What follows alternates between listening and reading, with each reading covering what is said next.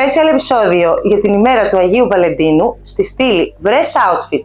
Κάθε εβδομάδα επιλέγουμε ένα ζευγάρι παπούτσια και σε συνεργασία με άλλα καταστήματα βρίσκουμε το τέλειο outfit.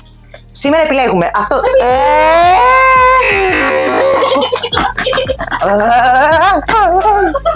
Επιλέξαμε. Όχι επιλέγουμε, επιλέξαμε. Σήμερα επιλέξαμε αυτό το Oxford παπούτσι της Marco Tocci και φύγαμε στο Boho Fanatic.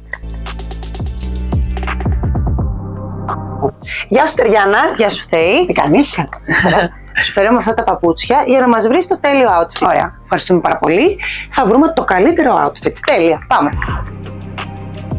Μία μας πρόταση είναι αυτή η ολόσωμη φόρμα από Βάσια Κοσταρά. Δεύτερη μας πρόταση είναι αυτό το καταπληκτικό φόρεμα από Nido di Leda. Εξαιρετικό. Αυτό μπορεί να φορεθεί με μεσοφόρη ή με ποδηλατικό κολάν και ένα τόπο από πάνω. Ακόμη ένα outfit που για μας είναι και το ιδανικότερο είναι αυτό το set από RPS.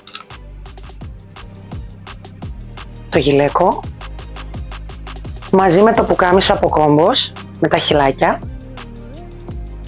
το οποίο θεωρούμε ότι είναι ό,τι καλύτερο για την ημέρα του Αγίου Βαλεντίνου. Πάμε να το δούμε φορεμένο.